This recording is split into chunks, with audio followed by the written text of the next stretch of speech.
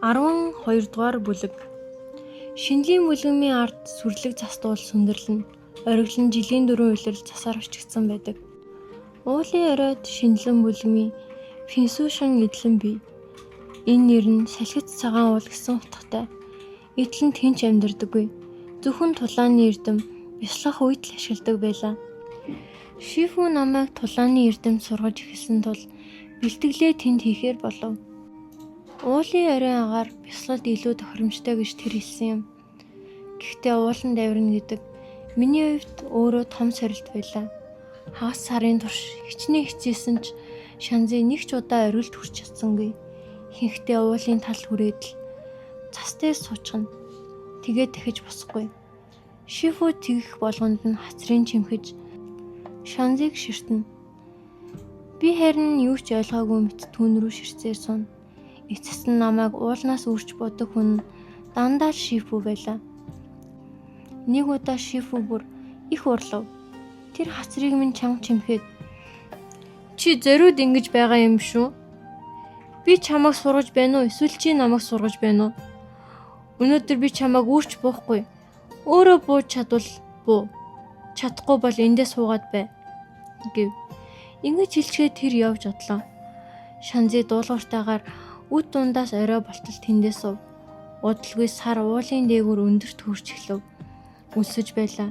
Хөл минь бүр бадаарсан.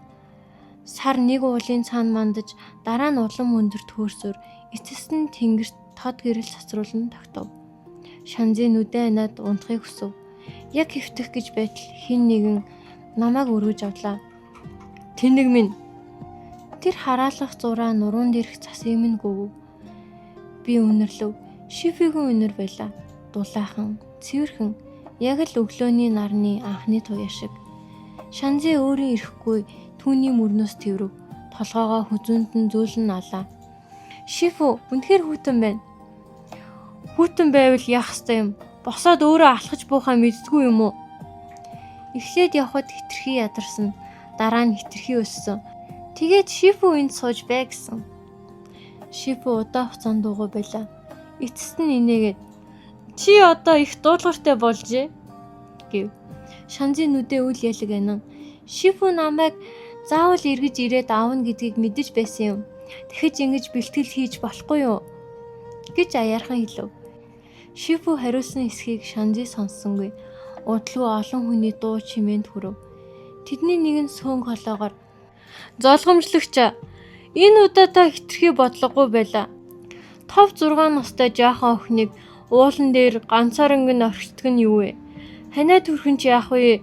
Харин араатан барьчихвал тэр чин одоо энд 9 минут хэвтэж байна. Юунд нь ингэж өглөөд байгаа юм? Эмчилгээ хий." "Би зүгээр л хэлж байна.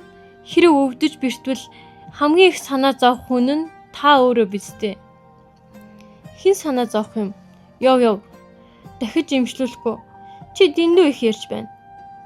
Дахин сэрэхэд би Шифугийн орон дээр хэвтэж байлаа. Шифу яг л дэргэд минь царай хувирлгүй сууж байв.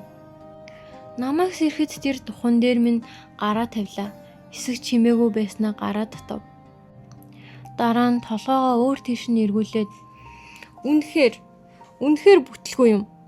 Жаахан ханаад хүрээд 3 өдөр орондоо хөвчдөг. Гэв. Шанзы бас л юу хийснийг нь ойлгосонгүй. Гэхдээ Шифу дургуутсан бол би ямар нэгэн буруу зүйл хийсэн нь гарцаагүй. Тэр өдөршгөө эргээд орхичихъя гэхээс айж гараас нь чанга атгав. "Шифу, уушлаарай.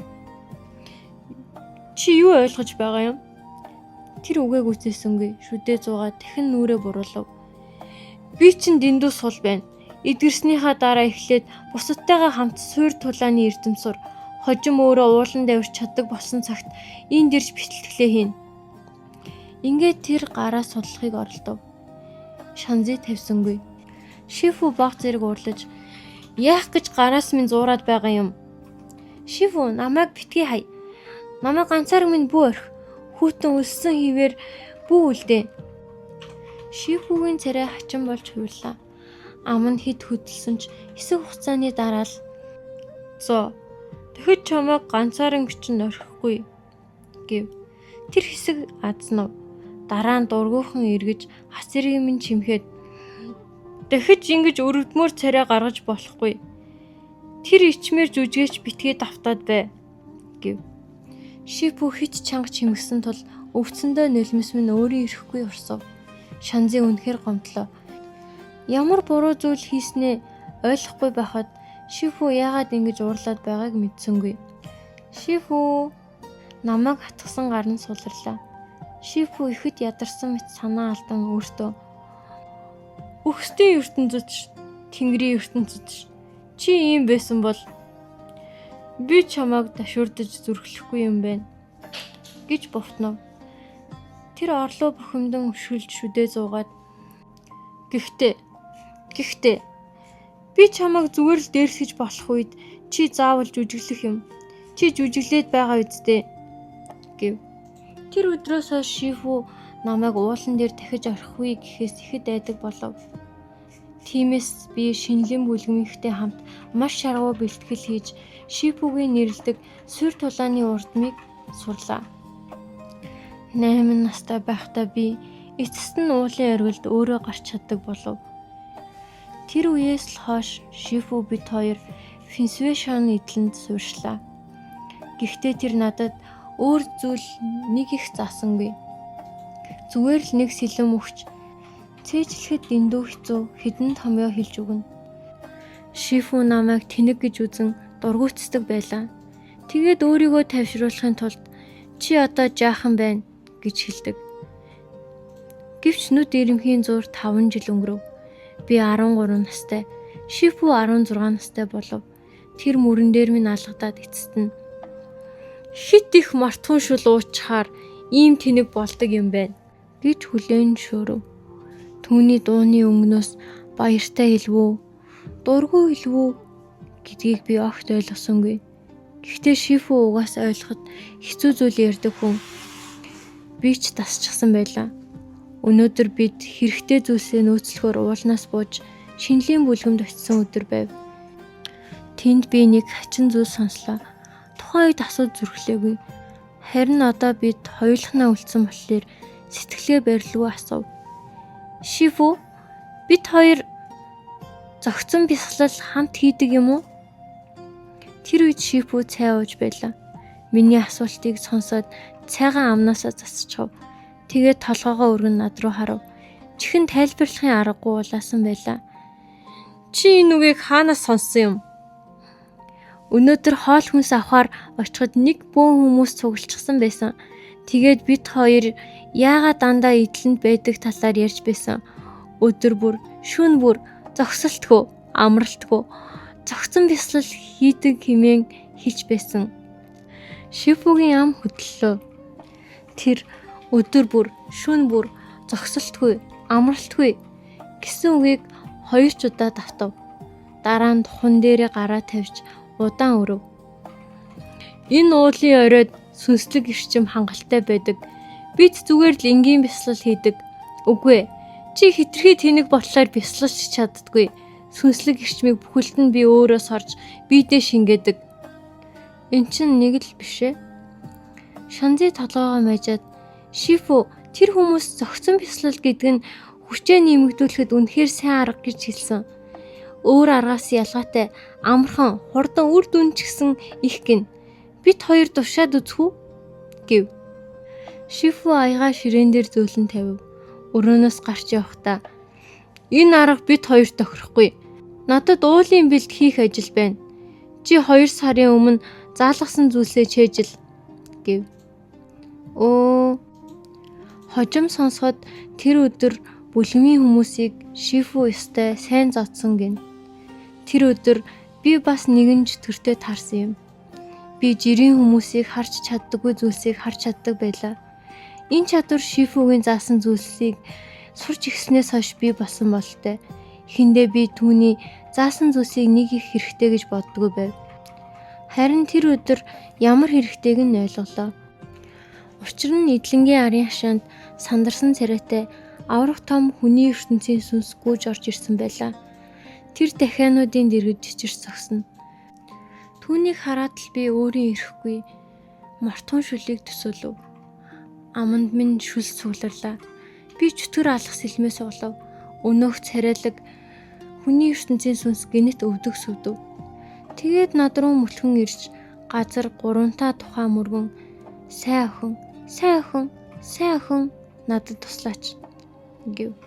Тэр 3 удаа сайн охин гэж дуудсан нь надад үнэхээр таалагдав. Шүлийг нь арай хожуу чанвал нэг их ялгаа гарахгүй. Тиймээс би түүнийг босгож юу болсон юм гэж асуув. Хүний ертөнцийн сүнс нулимсаа арчаад мэгшин би хүмүүсийн араас хөөгдөж яваа юм гэв.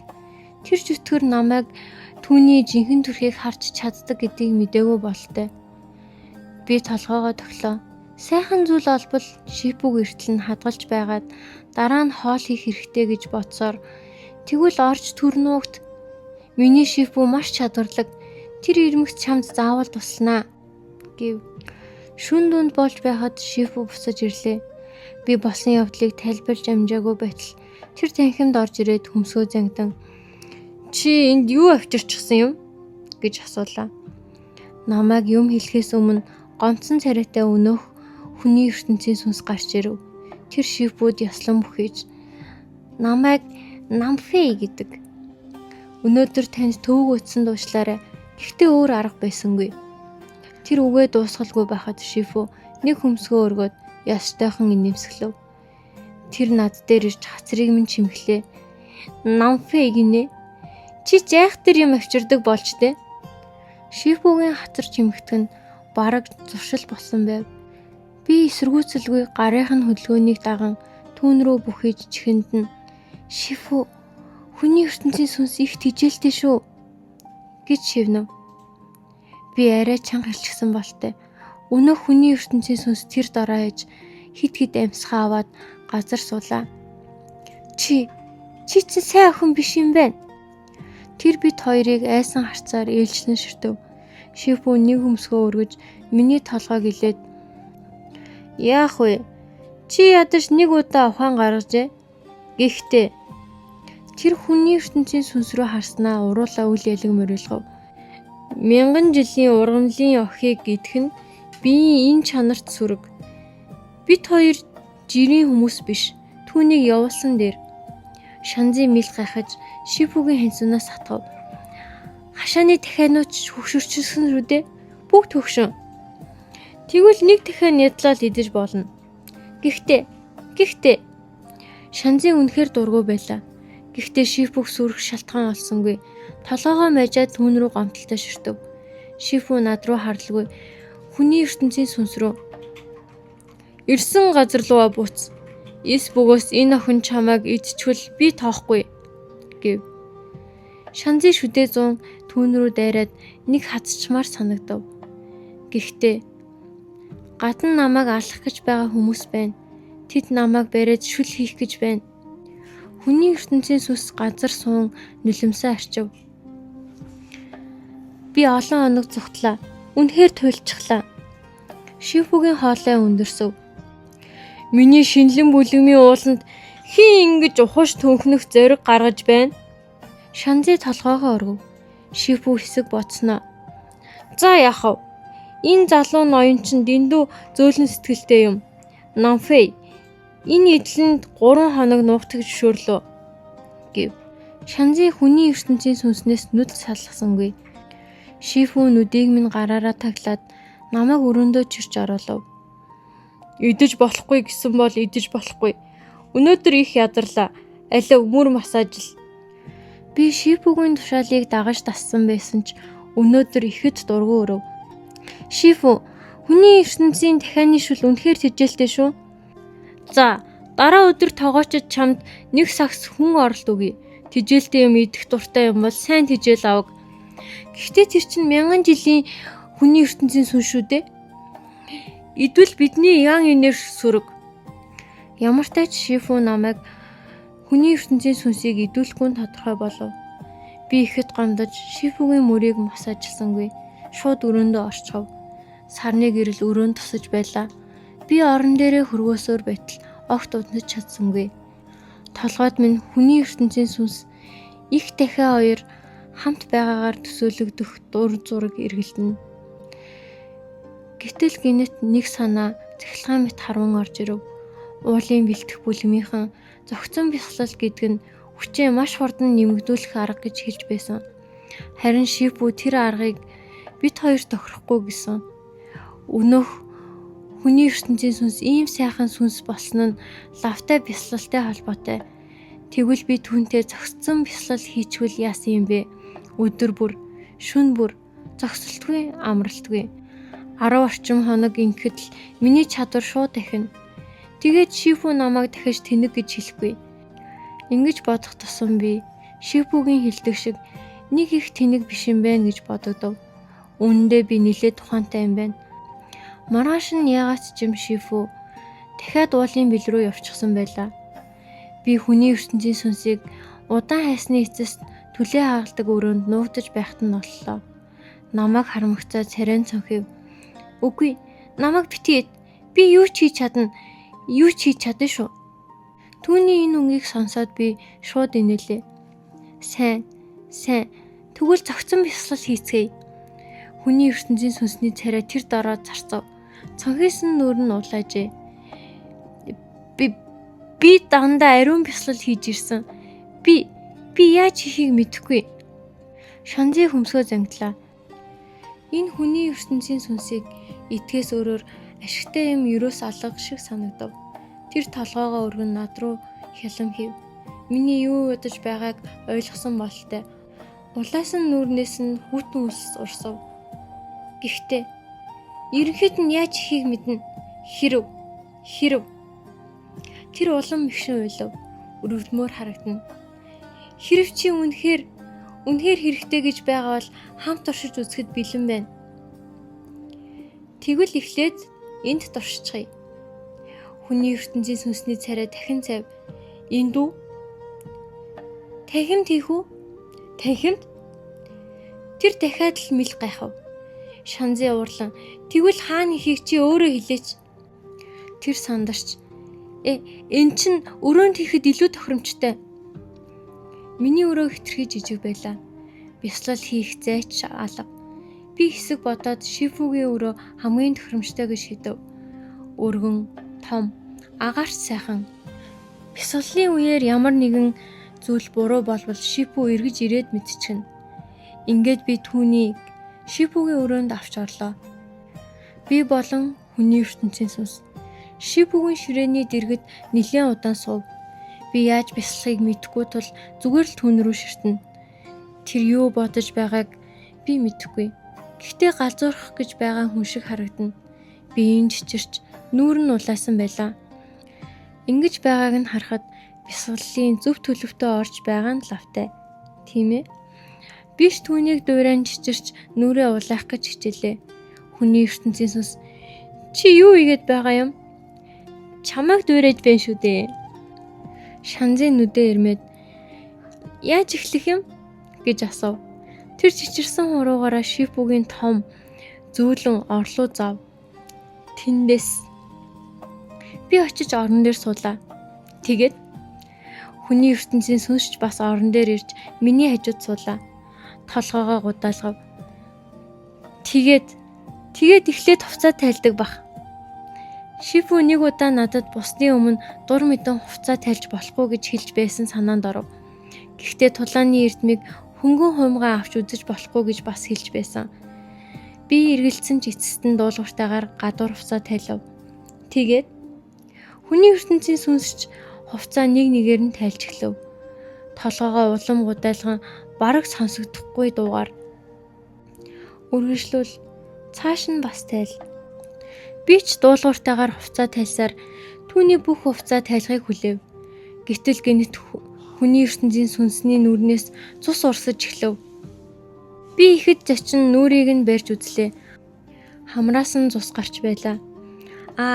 Чи чинь бяслаасаа болж чөтгөрийн галд авчихсан юм биш үү? Яг тэр мөчөд хаалга бижнэг чимээ гарч хин нэгэн онгойлгов. Шифу хаалганы дэргэд зогсож байлаа. Тэр над руу хөмсгөө өргөн харав. Шифу гэж би ашиглаа. Нэг юм буруу болчихлоо. Шифу маш удаанаар өрөө рүү орж ирэв. Орны дэргэд зогсоод нүдээ нарийсган намайг Дараа нь хүний ертөнцийн сүнсийг ээлжлэн харлаа. Түүний хоолой маш намуухан байв. Гэхдээ тэр намуухан өнгө нь улам амар сонсогдов. Шошонзи, чи Шипүгийн орон дээр юу их гэж байсан юм? Би Шипү рүү эргэцлэн хараад ямар ч буруу зүйл хийгээгүй мэт. Хүний ертөнцийн сүнстэй зохицон бясалгал хийх гэж байсан юм. Шипү үл ялаг ухрав. Царай нь ихэд хачин болж хувирлаа. Надад огт танил бус харц үзэгдэв. Би цааш нь юм хэлэх гэсэн ч Шипү гинэт хүн оролтын сүнсний цахаас шүүрч авлаа. Тэгээд цонх руу шидчихв. Цонхооч онгойлгүй шууд цөм зөхөв. Дараа нь хүний ертөнцийн сүнсийг хог шидэж байгаа мэт цонхоор гадаг шидчихв. Тэр хүний ертөнцийн сүнс маш холын уулын ингэрт хаа нэгтээ унжээ. Би хаана унсныг ч мэдсэнгүй. Зөвхөн хамраас нь урссан цусны мөрөл энэ эдлэнд үнэхээр хүний ертөнцийн сүнс байсан гэдгийг батлах мэт үлдэв. Би амаа ангаан мэл гайхсан чигээрээ Шипү рүү харлаа. Тэр эргэв. Хагарсан цонхоор хүйтэн салхи орж ирж үсийг минь хийсгэн. Тэр над руу хараад урдын адил надтай тоглоом шоглоом хийдэг үеийн өнгөөр "Шошин, чи улмал ирээ цэргүү болж байна. Дахиж сайн хэлдэ. Чи яг юу их гэж байсан юм?" гэв. Шипүгийн нүдэнд ямар нэгэн зүйл урдынхаасаа өөр болсныг би бүдгхэн анзаарлаа. Гэхдээ түүний дотор ямар шуурга дэгдэж байгааг би огт мэдсэнгүй. Надад бол энэ дэлхий дээр хинч миний зовлонг ойлгохгүй мэт санагдаж байлаа. Би толгоогоос хэсрээд Шипү рүү нулимстэй нүдээр харан "Та надад дахианы шүл хийлэхгүй, зогцон бясалгалч хийлэхгүй. Бүр тэр хүний ертөнцийн сүнсийг хүртэл шидчихлээ. Та үнэхээр намайг сайн болоосоо гэж хүсдэггүй юм уу?" Шанзы өвдгөө тэврээд сүүн колоогоор "Та Шонзыг үзэн ядаагүй юм байна. Та зүгээр л Намфэ. Тэр хүний ертөнцийн сүнсэд дурлцсан юм байна." Шипү хэдэнтэй гүнзгий явсгаа авч байгааг би сонслоо. Шипү намайг дахиж тоохоо болсон гэх бодол төрөхөд тэнгэр нурах шиг санагдав. Тийм хүнд байлаа. Бодит байдлыг хүлээн зөвшөөрч чадахгүй байв. Би хувцас шүүрч аваад алхах зураа өмсөж эхлэв. Шипү надад хэрэггүй болсон юм байна. За тэгвэл би ч бас Шипү хүсэхгүй. Хүн оролтын сүнсгүй болохоор дахианы шүлж хийж чадахгүй. Гэхдээ мөөг байгаа шүү. 13 настай би бүх амьдралдаа хийсэн хамгийн агуу зүйлийг тэр өдөр хийсэн юм. Би Шошонсын хувцаач бүрэн өмсөж амжилгүй. Уйлан Шипүний өрөөс гүйж гарлаа. Тэгээд уулнаас доош гүйж "Шипүг гэрээ орхин цугтаачхав.